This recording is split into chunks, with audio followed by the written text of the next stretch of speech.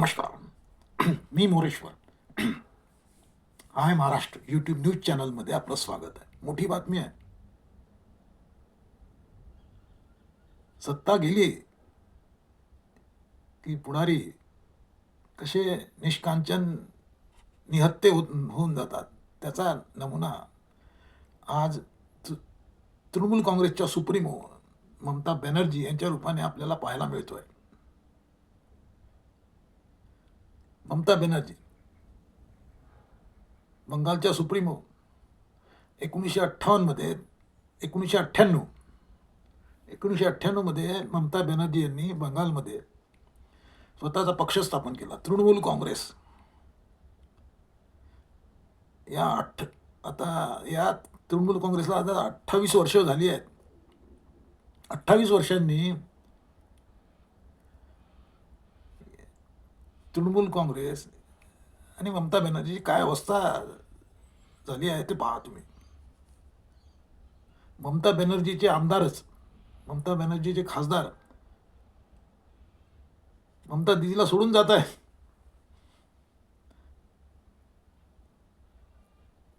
म्हणजे सोडून जात आहे एवढंच नव्हे तर ममता बॅनर्जीकडचा जो तृणमूल काँग्रेस आहे तो तृणमूल काँग्रेस पक्ष हिसकावून घेतलं जात आहे. दिदीचेच माणसं त्यांनी 28 वर्षापूर्वी स्थापन केलेला पक्ष हिसकावून घेत आहेत.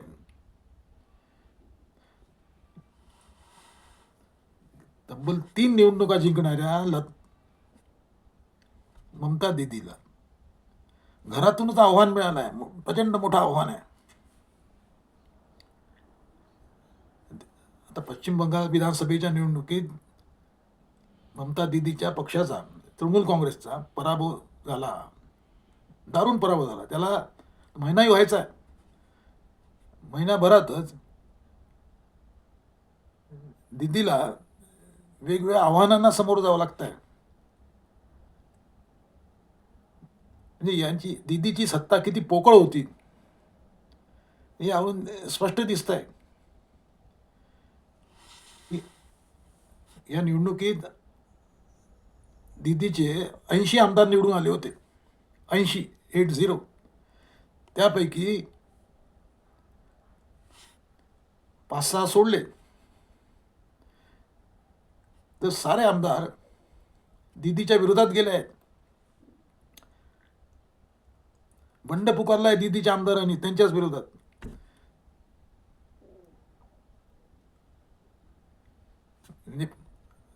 आता दिदीने 2 दिवसापूर्वी कोलकात्यामध्ये धरणं दिलं भाजपच्या विरोधात.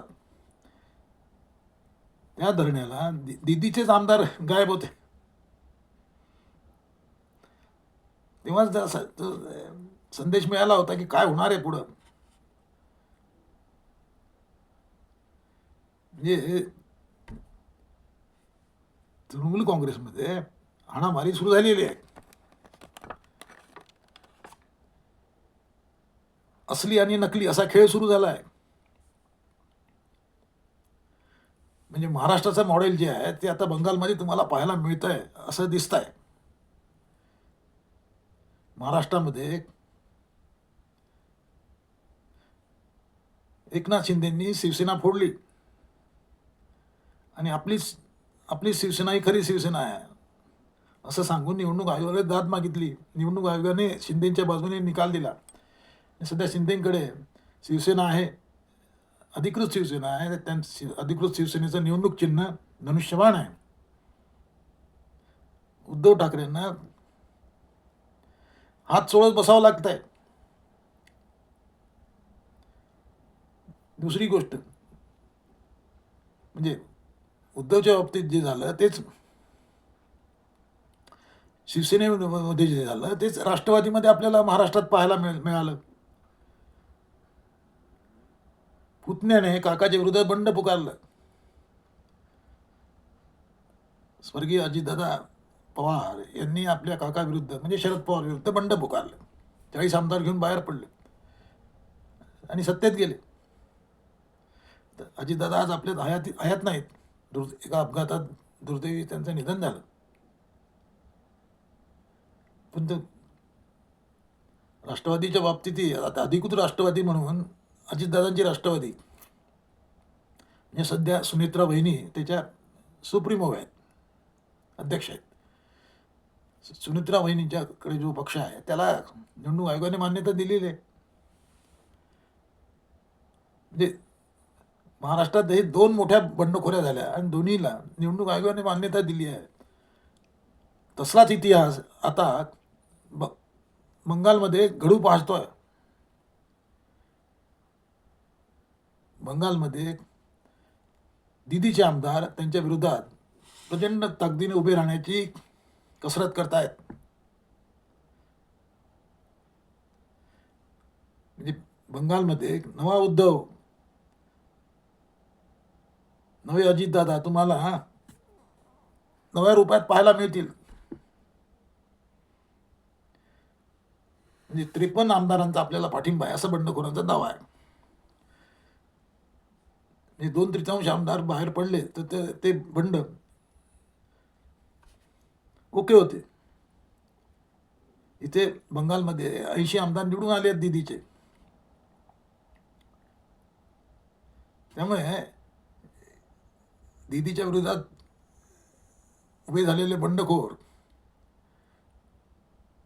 म्हणजे त्यांचीच तृणमूल काँग्रेस ही अधिकृत काँग्रेस होऊ शकते. अर्थात निवडणूक आयोग तर निकाल देणार आहे.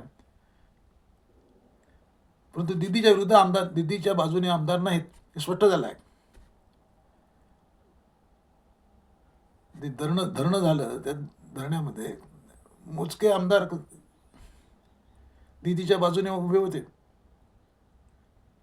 खासदार 41 खासदार आलेले आहेत बंगालमध्ये दिदीचे. त्यातले फक्त 3-4 खासदार दिदीच्या बाजूने आहेत. म्हणजे याचा अर्थ दिदीची जी सत्ता होती ती सत्ता सत्तेमुळे आलेली मस्ती, सत्तेमुळे आलेला पैसा, धनसंपत्ती या जोरावर दिदी आपली सत्ता गाजवत होत्या. 1-2 दिवस नाही, 1-2 वर्ष नाही, तब्बल 15 वर्ष दिदीची सत्ता होती. 3 निवडणुका दिदी जिंकल्या. म्हणजे ममता बॅनर्जी यांची प्रतिमा अशी तयार झाली होती की ममता बॅनर्जीला कोणी हरू शकत नाही. बंगालमध्ये दिदीला कोणी हरू शकत नाही अशी प्रतिमा तयार झाली होती. म्हणजे पंतप्रधानाचा चेहरा, विरोधकांचा पंतप्रधानाचा चेहरा म्हणून दिदीला प्रोजेक्ट केलं जात होतं. कारण सारे हरले, राहुल गांधी हरला आहे, अखिलेश हरला आहे, महाराष्ट्रात तर काँग्रेसवाल्यांची मारामार आहे. सारे सारे सारे पराभूत आहेत. फक्त दिदी जी अशी आहे की गेले 3 निवडणुका निवडून येत होती स्वतःच्या जोरावर. तर जोर कसला होता तो पैशाचा, धनशक्तीचा, मस्तीचा, ते आता बाहेर येत आहे. परंतु त्यामुळे त्या दिदीची इमेज अशी होती की पंतप्रधान पदाच्या उमेदवार, भावी पंतप्रधान म्हणून त्यांना विरोधी पक्ष प्रोजेक्ट करायच्या मानसिकतेत होता. राहुल गांधीपेक्षा मोठी इमेज त्यांची तयार केली जात होती. ते सर्व बंगले जे आहेत सर्व विरोधकांचे आणि दिदीचे सर्व कोसळले आहेत. दिदी आता कुठले राहिलेले नाहीत. सत्ता तर गेली त्यांची. आता जे उरलं सुरलं काही आहे तेही जाण्याच्या मार्गावर आहेत. त्यांचा जो भाचा आहे, पुतण्या, तोही अडचणीत सापडलेला आहे वेगवेगळ्या कारणाने. त्यामुळे एकूणच ममता दीदीचे वाईट दिवस, बुरे दिन सुरू झालेले आहेत. तुम्हाला काय वाटते? कॉमेंट करा. पण पहा, एक भाजप विरोधात लढू पाहणाऱ्या पक्षांची, राजकीय पक्षांची अवस्था किती बिकट झालेली आहे. साऱ्या पक्षांची म्हणजे पडायला आलेल्या हवेल्या अशी परिस्थिती या राजकीय पक्षांची झालेली आहे. विरोधासाठी विरोध ते करतायत, पण आपण कुठे किती पाण्यात आहोत ते त्यांनाही आता कळून येत आहे.